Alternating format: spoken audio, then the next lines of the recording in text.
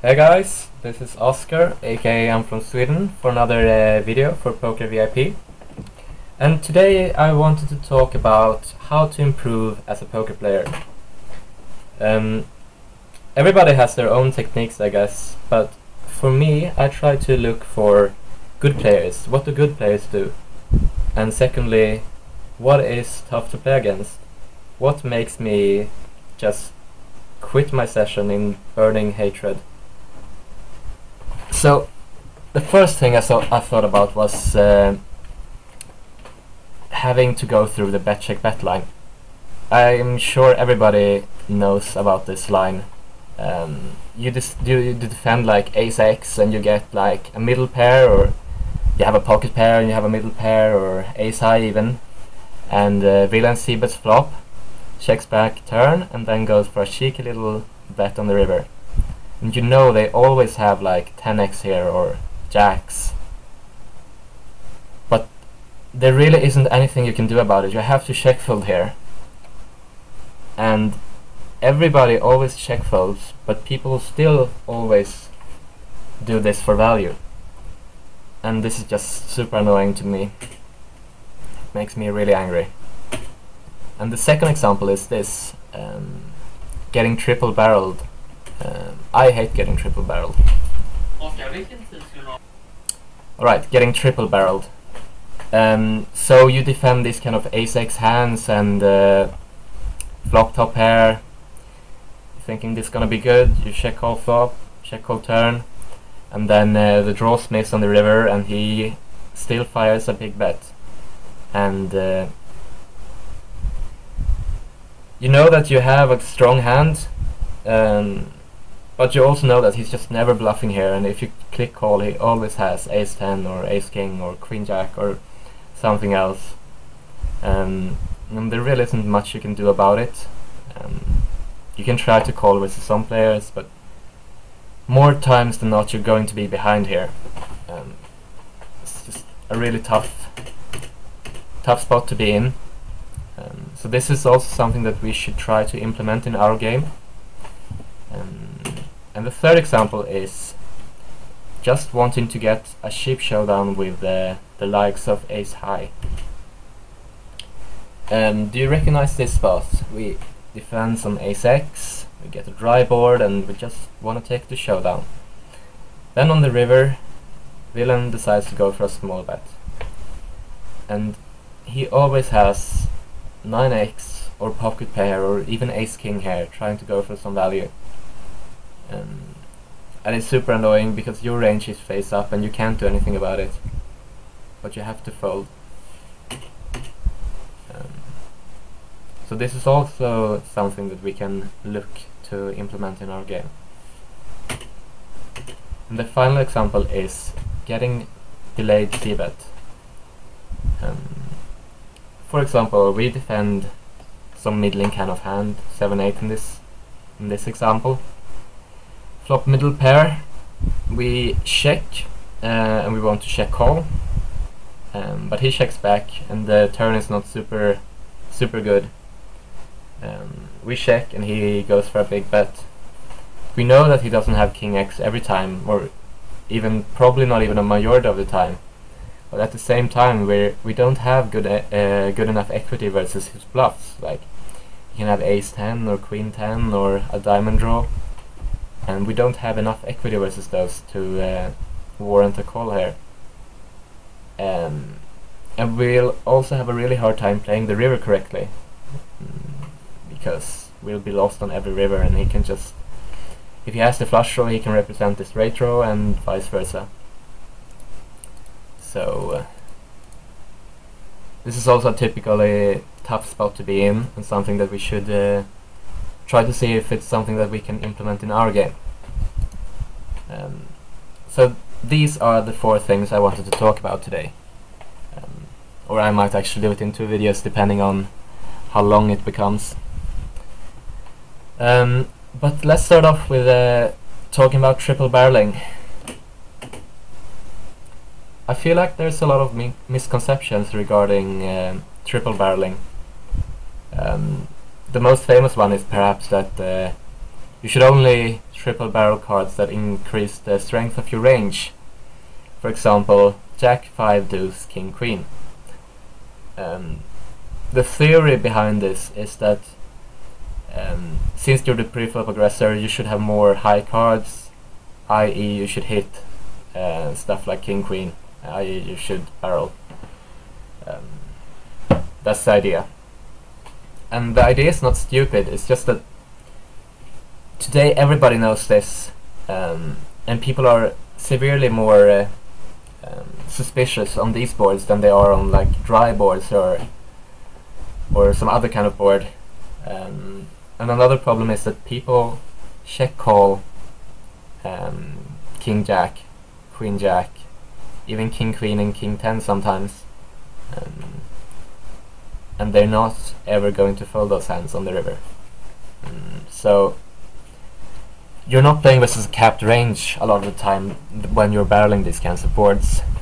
So even though it might be okay, you have to realize that you're going to get snap called a lot of the time.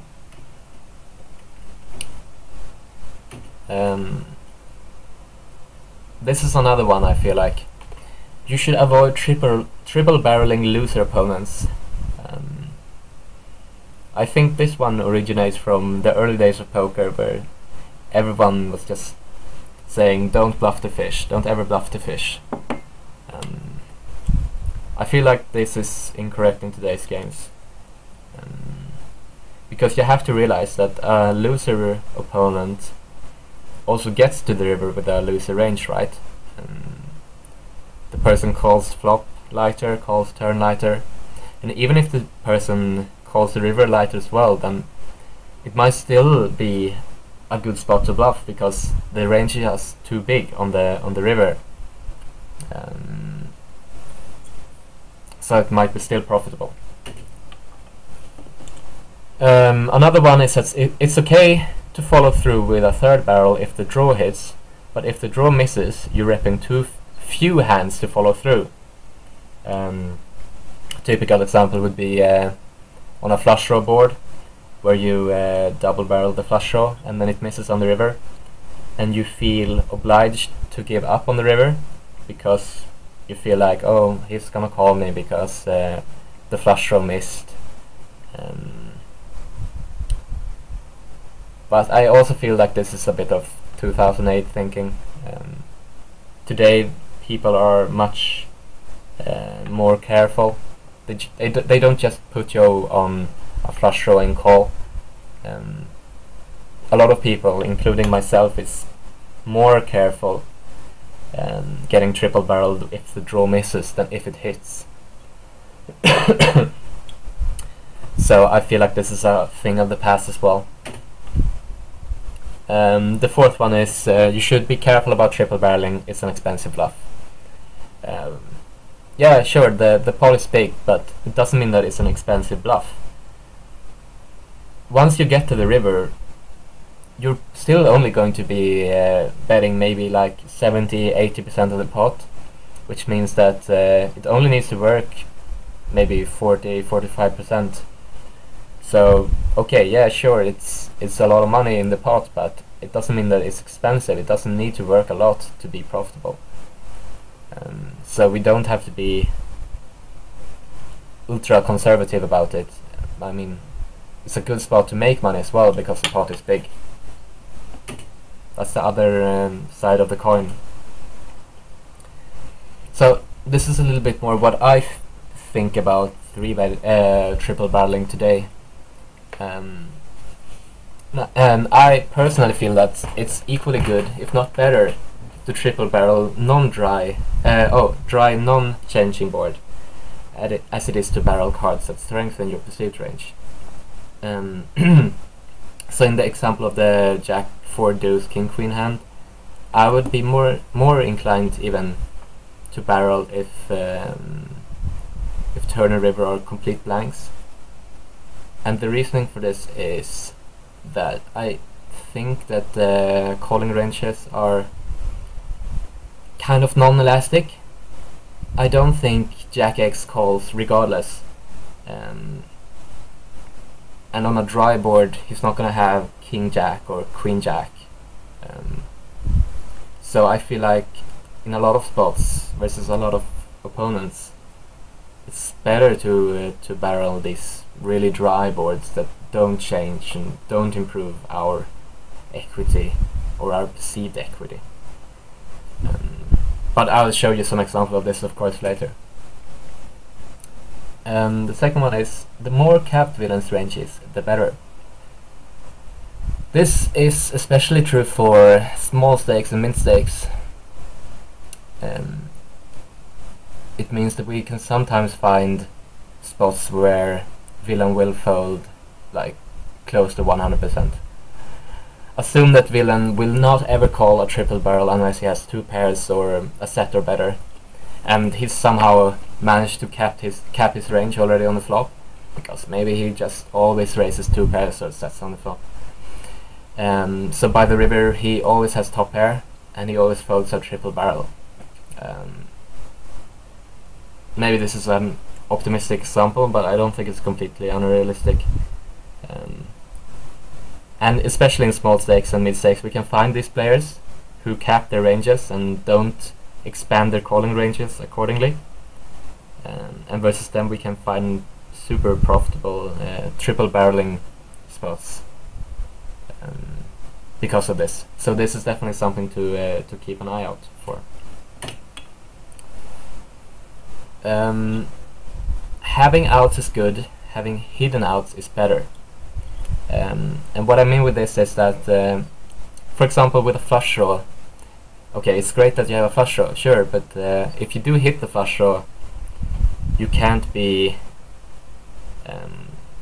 super optimistic about getting paid.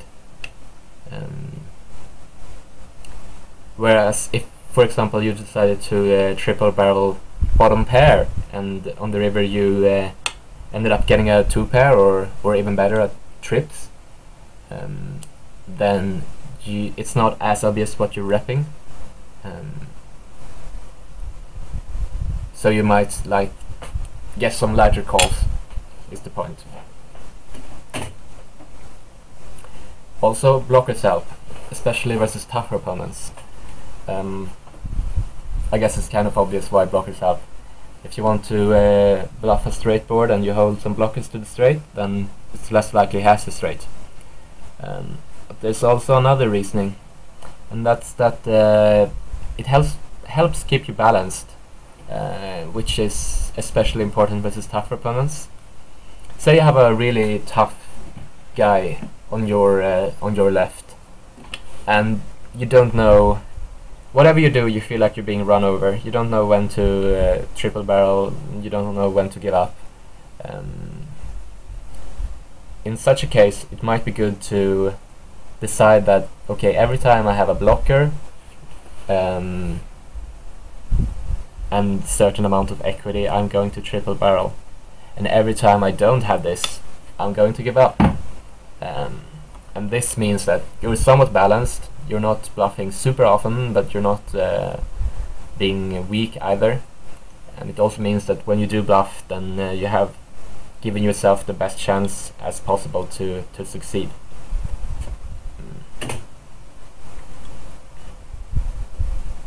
Playing versus loser players can actually make us more inclined to triple barrel. Remember that being loser also means that they get to the river with a loser range in the first place. Yes, this goes back to what I talked about earlier. Being loose on the river means that he's probably also loose on the turn and the flop as well, which means that he gets there with a looser range, which means he has more hands to fold. So don't be afraid just because we're playing versus a loser guy. It can still be a good spot to go for 3 barrels. So I decided to make some 3 easy rules for knowing when to triple barrel. It doesn't cover everything perfectly, but it should give you a pretty good idea of when it's a good time to triple barrel. And the first one, and the by far most important one, is will the opponent fold the threshold that we're aiming to fold out? And what do I mean with this?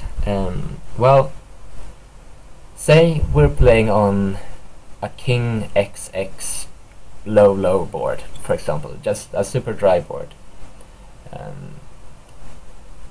The threshold in this hand would be King X. We're triple barreling, and if we get him to fold the threshold, the King X, then it's going to be a profitable bluff, because King X and below makes out such a large portion of his range. So even if he calls aces or a set to three barrels, then that's totally fine. We're not aiming to fold out that. We're only aiming to fold out the threshold, which in this example would be King X then. So that's the most important thing. Do we fold? Do we think he will fold the threshold? The second one is villain capped? I talked about this a little bit earlier, and it's especially important versus guys who are not extremely tough. So pretty much everyone at small and mid-stakes.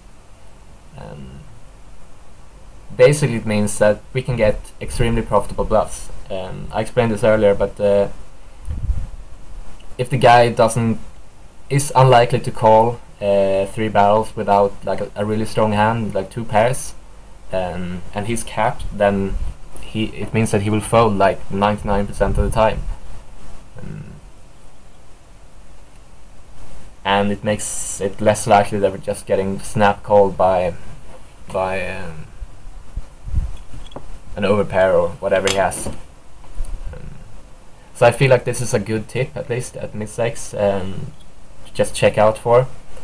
And if it's correct, it makes you more likely to triple barrel.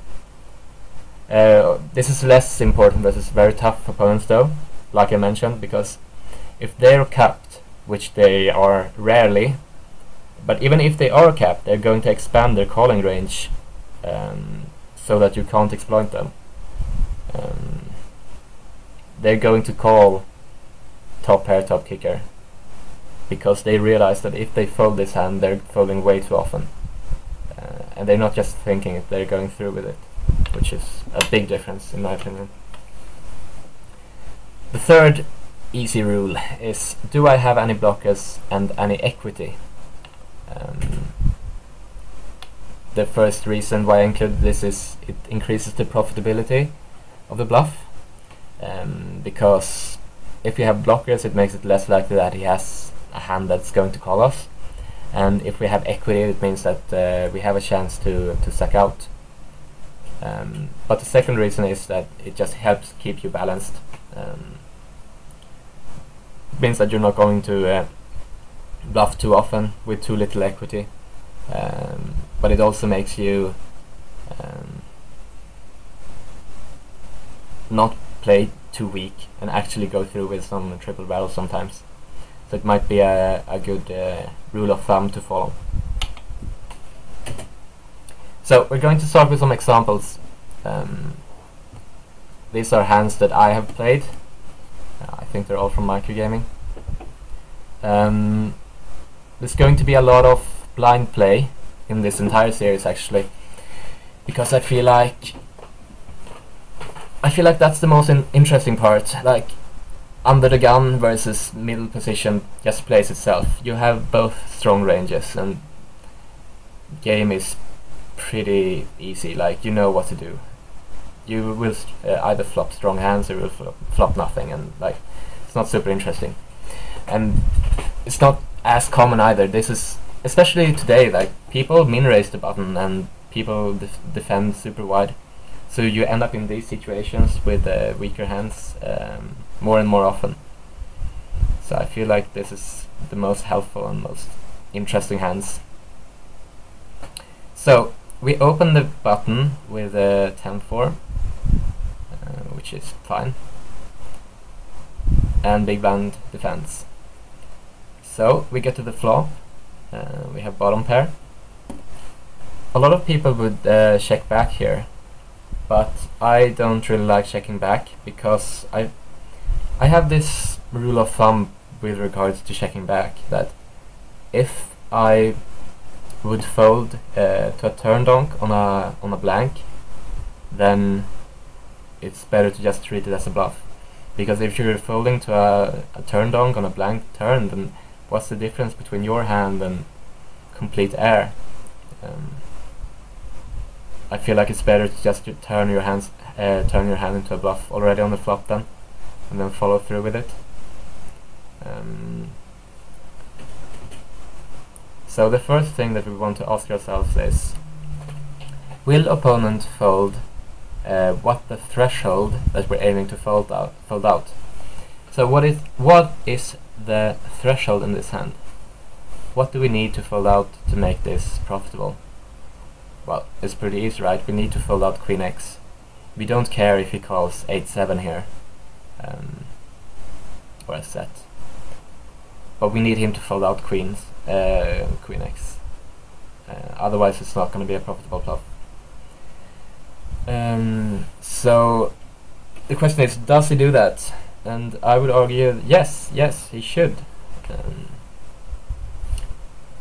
There are tons of hands that we can have. There's a backdoor diamond draw that gets there. There's some straight draws, and we can still easily be value betting like 2 pairs or even like aces here, because it's just so unlikely that he has a 5 here. How is he supposed to have a 5? And he can't have that many 2 pairs. His range is dominated by Queen 9, Queen 10, Queen Jack, King Queen. So I would argue yes. The second point is the villain capped? I would say somewhat. He should not have a ton of set combos. He has some, I guess, but we're blocking a 4, so he can only really have 8s and sometimes 7s, I guess. But he might check raise those sometimes, so they might be at least a little bit discounted. But sure, he has some sets, and also some 2 pairs, namely 8-7, sometimes Queen 8, I guess, but less likely. He's probably going to check raise that. So he has a few combos of 2 pairs and a few combos of sets, but he has a lot more queens than he has anything else. So you could argue that yes, his range is capped. The third one is, do I have any blockers and do I have any equity? The answer is yes. I have both actually. I block the 4s, I block some sets and some 2 pairs, although I'm not sure which 2 pairs he's supposed to have here, but anyways. So some blockers, not the most valuable. I would rather have an 8, of course, but what you're gonna do. I also have some equity with a 4 and a 10, so I would argue yes, you do have. So therefore I think it's fine to follow through, and he did end up folding. Second example, this time we're opening 8-6 from the bottom and he calls. And this time we get a little bit different flop. We get ace 10 deuce rainbow. We decide to c-bet, which is standard. On the turn we hit bottom pair and we decide, and at this time we decide, yes, we're going to go for 3 barrels. Because I don't think a turn barrel in a vacuum is going to be profitable. Versus some players, I guess. But versus most, I think we need to follow through with 3 barrels. Because now... Okay, let's ask ourselves the question. Will opponent fill out the threshold? The threshold is ace-x in this example. So the question is, will he fill out ace-x? I would argue most ace-x. Maybe not ace-jack. He will probably 3-bet ace-queen. I don't think he will fold ace-jack, but I think he will fold ace 9, ace 8, ace 7, ace 5, etc. So I would argue yes. And this is really what we need mostly, and then this is just extra bonuses. Is villain capped? Yes. Once again, he can have maybe some combos of ace 10, ace deuce, maybe one combo of deuces, but super unlikely. His range is dominated by one pair hands, so I would argue yes, villain's range is capped. Third one, do I have any equity and any blockers? And the answer is yes, I have a blocker to the 6, which is probably the best blocker actually. Maybe something with a jack, so we block ace jack. But I would not want a 10 here, because 10x is what we're trying to fold out, right? So if we're blocking a 10, then we're blocking large part of his range that's going to fold. So a 6 is pretty good. It also gives us hidden outs. I don't think anyone would put us on the backdoor trips or the backdoor 2 pair. So it's a pretty good spot to follow through.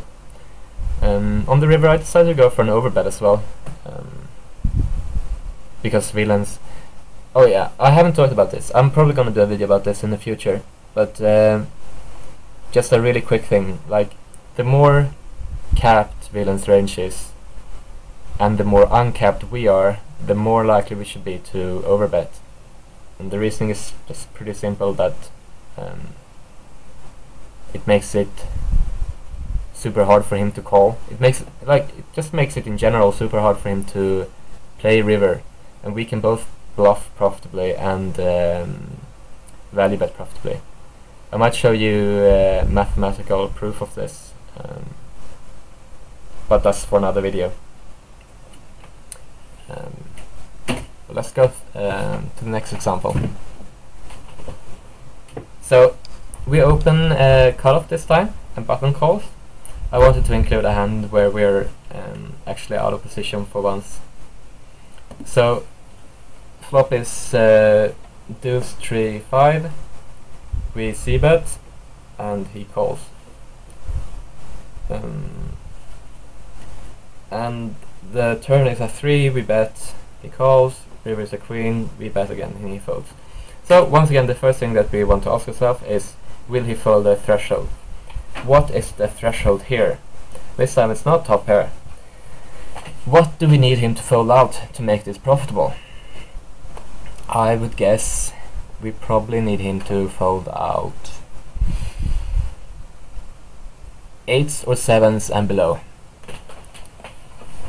Because what is his range? Probably not super many 10s plus, probably not even 9s plus.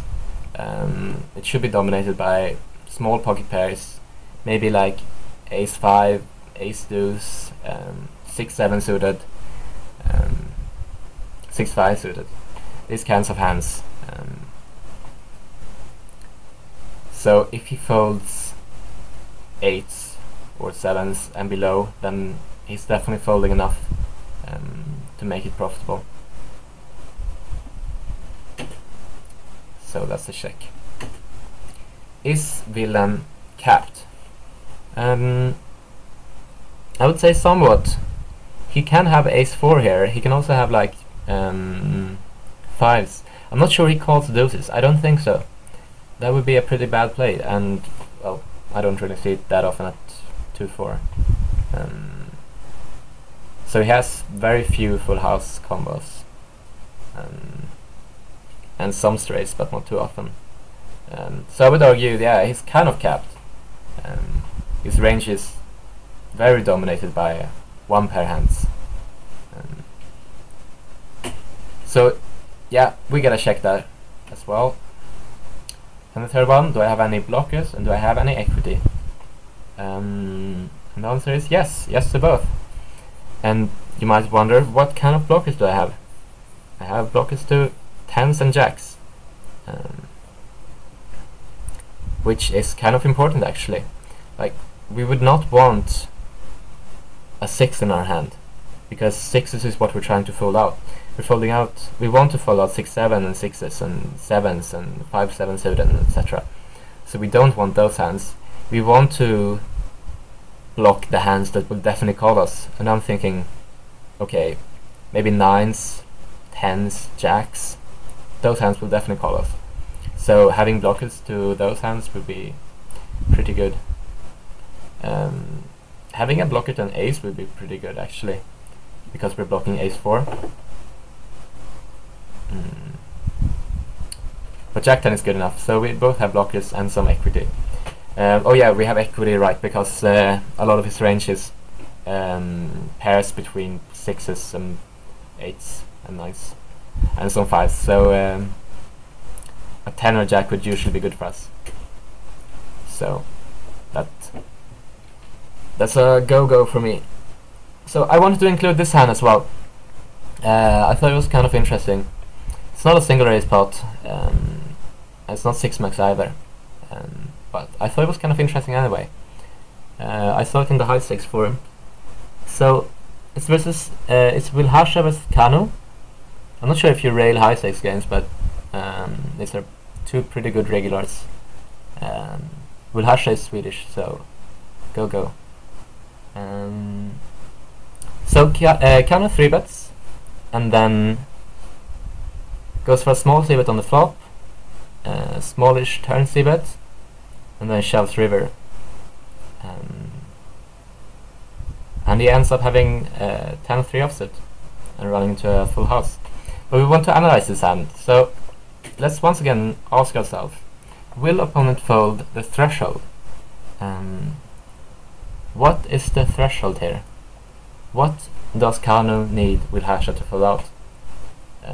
Depends on how loose Wilhasha is, of course, but I would imagine that if he folds King X here, then it's a good bluff. Maybe not even all King X, maybe just like King 10 and below. King Queen is fine if he calls.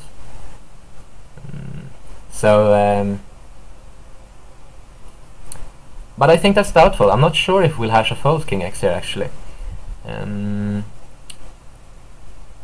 It just seems like a spot where people barrel a ton and just like just feels like Kanu has too many hands that would be bluffs here. Of course, I'm just speculating. These guys are much better than I am. But still, I would set a question mark on that one. I really have a hard time seeing Wilhasha fold the king here. The second question is villain capped? Is Wilhasha capped here? Well, definitely not, right? He can easily have ace 10, ace queen, queen 10, king jack, kings, jacks, well, not kings maybe. But he's not capped, like he has lots of hands that he can call with here. So that's a no. But this is the third one. Do I have any blockers and equity? And the answer is yes. Yes to both. We both have equity and blockers. We have a 10 blocker, so we're blocking the straight, and we have equity and also hidden outs on top of that. So yes, and this is something that I see a lot at high stakes. The other 2 points gets less and less important as you move up. This point, the third one, gets more and more important as you move up, because everybody gets so good at high stakes. Like, it doesn't matter if they're capped, because they're going to adjust their calling range accordingly. Like, you're never going to run into spots where they fold the entire part of the range. So being capped or not doesn't matter, because they will adapt. And the first question is always hard to answer, especially like at high stakes. Like, you don't know if he will fold out the threshold, because he knows that you know that you need to fold out King X. So at high stakes people can think far enough that they realize, okay, yeah, I know what my threshold is, and I'm going to call you. So therefore, a lot more focus lies on the third point, since the other two are always like hard to answer. You can always answer the third one at least. Do I have any blockers, and do I have any equity? So staying balanced is much more important in high stakes than it is in small and mid stakes. So we can pretty safely assume that Cannon is going to be very balanced here, and that 10-3 is part of his triple barreling range on this board. And it makes sense because he has equity, and he has some blockers. So I would imagine, for example, that he would triple barrel this hand, but for example check fold a hand like Queen 9, because Queen 9, even though it looks like a similar strong hand, it doesn't have the same amount of blockers and equity that 10-3 has. So when you look at such a hand, you might think, okay, this is kind of random, why would he do this? If he really bluffs this hand, then he should be bluffing super many hands. But when you think about it, then no, it makes sense. Like, this fits in a balanced strategy if you think about it.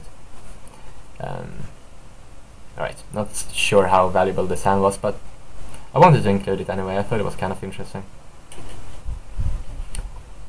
So that's the first part, talking about triple barreling.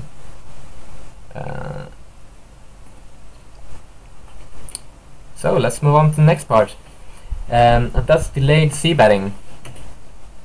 Okay, the whys and whens with regards to delayed c-betting. Why do we want to make a delayed c-bet instead of just making a c-bet on the flop? Well, it gives us more information to work with, since we have more streets and also more information because he's acted on the turn as well. And it can also let us realize our equity, and it also makes us tougher to play against, because now you're not only trying to get the showdown when you check back flop, you're actually a little bit tougher to play against than that. So that's the whys. And when, well, for example, when it's unclear how profitable a direct c-bet is, if the board is super wet or hits his range, or you think that he's not gonna fold for some other reason, then it might be a good idea. Or for example, when villain will not play perfectly against us on the turn. For example, if villain has a lot of air in his range on the flop, and you check back the flop, and he always bets the turn, then it's not a good spot to go for a delayed c-bet, because villain will play perfectly against us. He will bluff all his air, we can't do anything about it. We instead want to look for spots where he will play not perfectly. Like, for example, he has some value hands in his range and some bluffs on the flop, that is. And we check back, and on the turn he bets his value hands and checks his bluffs, which means that we can fold against his value hands and just go for a delayed c-bet against his bluff with a higher percentage of success. This is of course a perfect scenario. I don't think that will ever happen, but you get the point, that you're trying to look for spots where he will play worse against you on the turn than he will on the flop. Another one is versus frequent check raises, for example. We can gain some ground by just checking back the flop and going for delayed c-bet instead, taking away the opportunity to check raise, letting us realize some equity, and etc. So the first example, We open Jack 4 from the button and big blind calls. Flop is kind of wet, so we go for a check back. And on the turn we go for the late c-bet. And I wanted to do some math on this one because I don't think I can just explain it and it makes perfect sense. I wanted to prove, quote unquote, it with math. It's hard to make an actual proof for similar because whenever you do these kinds of math studies, then you still have a lot of assumptions, and it's influenced by your own assumptions, and yeah, that's basically the main problem here. But I've tried to make an as realistic as possible simulation, just to like show you the idea of it. So let's get started with some math then. The table on the right is what I believe his defending range is. Most of the suited aces, most of the kings, some suited queens, jacks, etc., etc. Pairs below 8s, most ace x, most king x, some queen x, jacks, etc. So quite a loose defending range. It says here that it's 42%, which is pretty much what I would expect. So if we count the combos of his entire continuation range to the flop, then it's a total of 403 combos. So to figure out the EV, we need to figure out how many combos does he donk, how many combos does he check and continue with, and how many does he check fold. Because when we know how many he check folds and check continues with, then we can calculate what percentage our delayed c-bet goes succeeds, and then we can compare it with how often it works on the flop and see what the EV is. So let's start with the turn donking range. I imagine that he would usually donk the turn with the trips, strong 8s, and some bluffs. That's my general assumption. I included some full houses and trips in his check raising range.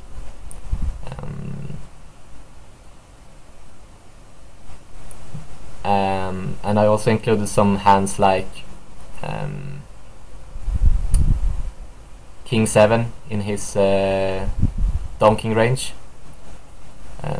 whereas Ace 7 and Ace7 suited and Ace7 also goes into check calling range because he has Ace high to go with his open and straight draw.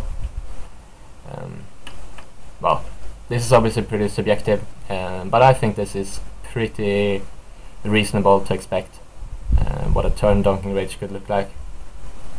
Going on to the turn check continuation range. Alright, so what do we think his turn check continuation range is? I assume that he would check call ace 7, ace 6, king 6. These are all ace highs or bottom pairs. And I also assume that he would check call some of these 8x that aren't super strong, like ace 8. And also check call this 10-6, which is bottom pair with a straight draw. Yeah, those are most of his hands that I think his check continuation range consists of. And finally, his turn check fold range, which would be then hands like ace x that don't connect at all, or really low pocket pairs without any kind of straight draw to go with it, or some broadways that he decides not to bluff with.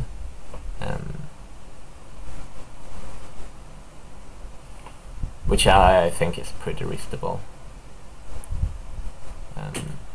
So let's calculate the EV then. Because of the number of combos, we can calculate that he will check fold 48.1% of the time when we go for a delayed c-bet. And when he does check fold, we earn 4.33 euros. He continues 51.9, and then we lose 3.63. We don't lose as much because we only bet 7 into 9, so it's not as bad. So overall, we earn 7 euros from betting the turn compared to checking.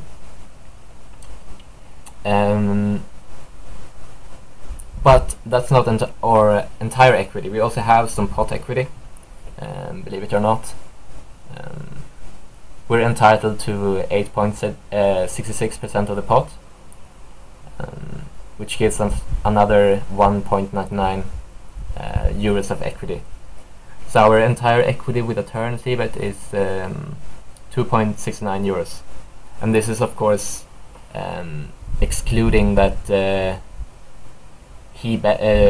we bluffed the river, for example, or that he bluffs the river.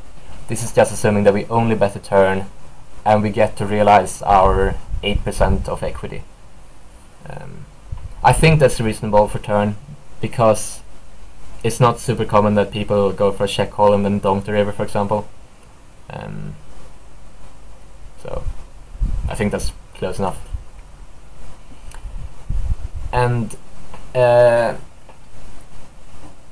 if we just compare this with the EV of giving up, then we realize that the EV of giving up is only €1.05 compared to 2.69 for delayed c-betting. So if my assumptions are correct, then it's more profitable to go for a delayed c-bet than to just give up.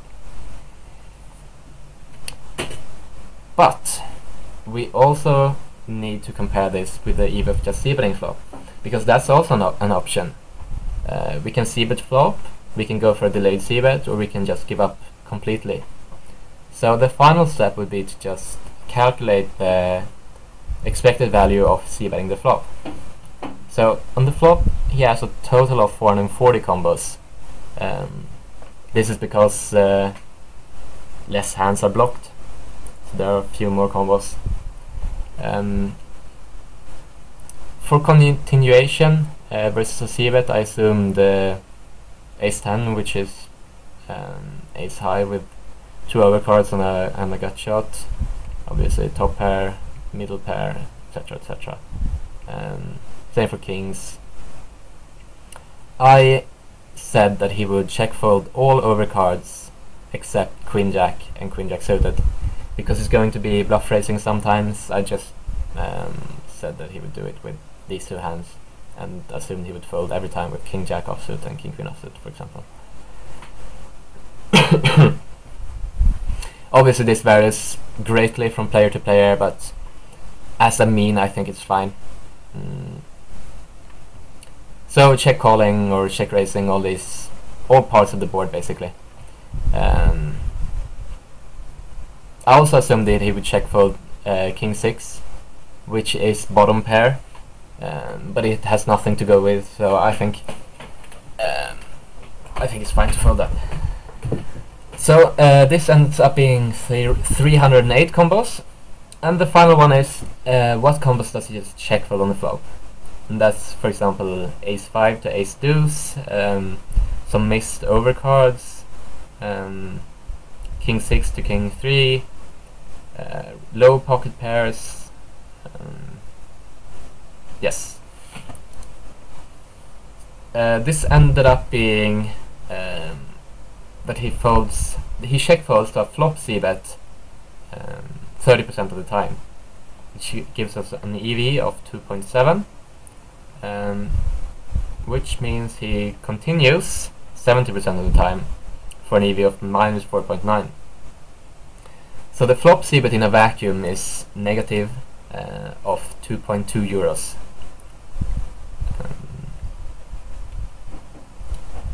Our pot equity is actually even lower because he did. I'm not actually sure why that is, but versus this loser range that continues on the flop, if we get the same turn, then we actually have less equity by 1%.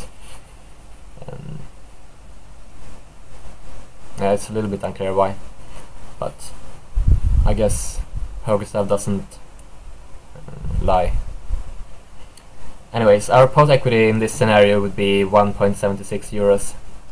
So the total EV of c-betting flop, both fold equity and pot equity, ends up being negative 44 cents. So as a total, when we compare all the alternatives, we see that flop c-betting is the worst in this example, checking it down is the second worst, and delayed c-bet is the best. But yeah, this is math, of course, so it depends what assumptions we've made. But I think this is fairly reasonable, actually. Oh yeah, I wanted to say one thing in regards to pot equity when we c-bet the flop. We don't get to realize 1.76 euros of our flop equity because, for example, when he check raises Queen Jack, we have to fold every time and not realize our equity. Or when he check calls the flop and then decides to bluff the river, for example, which is more likely when we check call flop, when we c-bet the flop than when we c-bet the turn. We have to fold the river usually, so this might be a little bit off. Anyways, the point goes home anyway. So what can we take away from that long math example?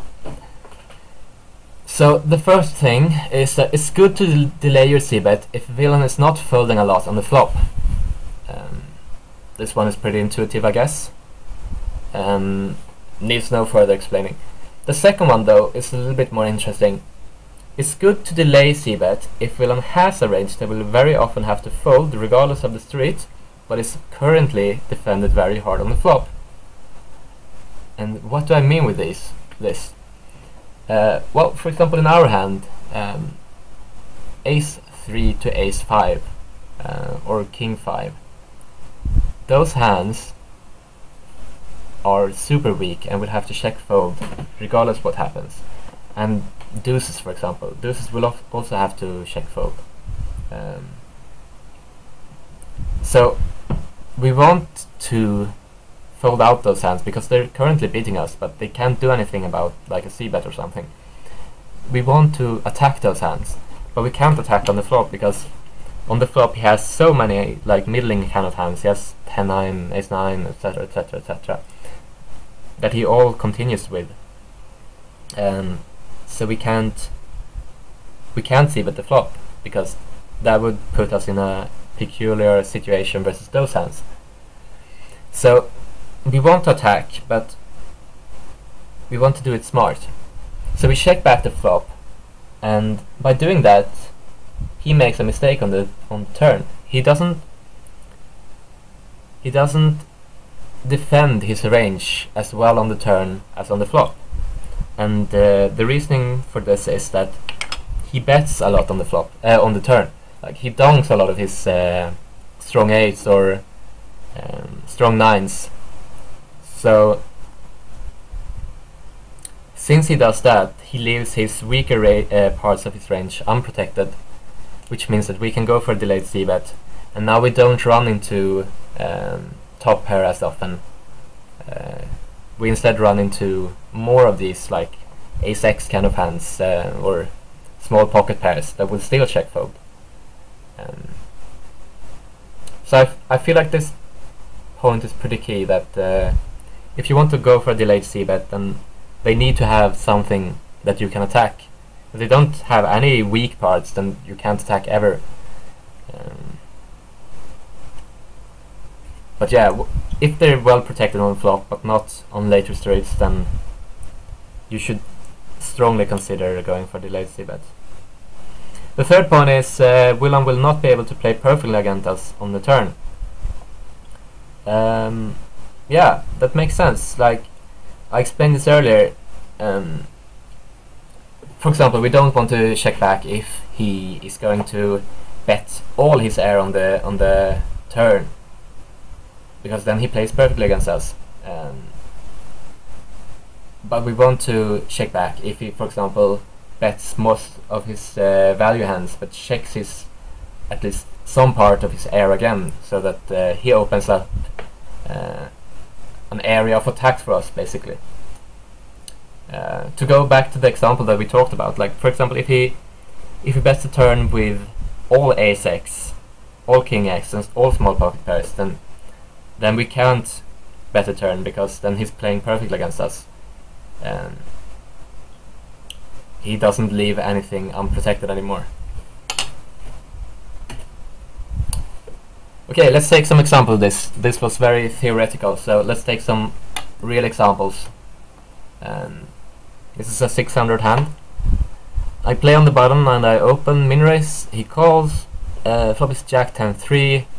I decide not to c-bet because I think he has a lot of like broadways, queen 8, queen 9, 10-9, etc, etc. But he also has stuff like ace-x. He has pocket pairs, and that's the point. Like he has parts that is very weak, but on the flop it's too protected that we can't attack on the flop. We have to attack later.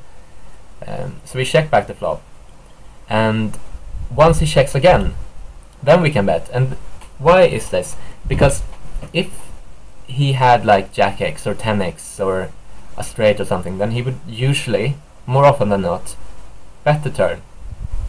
Whereas if he had ace 6 here, he would not be betting the turn, because we can still have a lot of hands that we call with. So by doing this, by betting a lot of his stronger hands on the turn, he starts leaving his weaker hands unprotected. So we move in to attack, go for a delayed c-bet, and it works out. So that was that hand. We take another example. Same hand, 8-6. We still raise the button and he calls.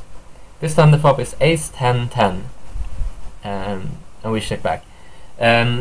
Well, we could just c-bet the flop, which is I think it's okay, but at the same time he's going to call every king x probably, queen jack, probably not folding pocket pairs either.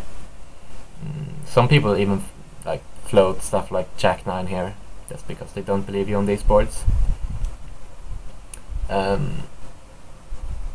So by checking back the flop, we are planning to go for a delayed c-bet. And what is the reasoning for this?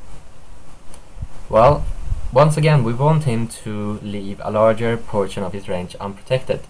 The idea is that if he has an ace, at least a stronger ace or a 10, then he's going to bet the turn, which means that when he does check, his range is weaker, which means we have more fold equity. There's also another reason.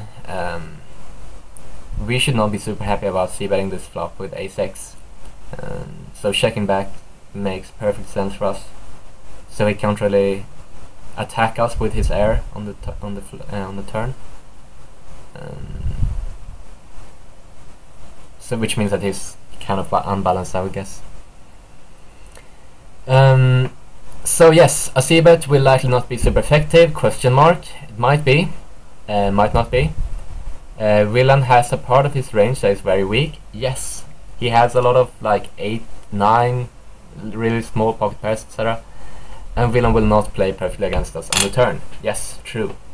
So that's why I think this is a fine spot to go for a delayed c-bet. And that's it. We've covered 2 parts now. Triple barreling and delayed seabeding. I'm going to take a break now and continue with the next 2 parts in the next series, I think. I hope you enjoyed this. This is the first time I did this kind of format. Feel free to leave a comment. I would love to have some criticism on what I did good and what I did bad.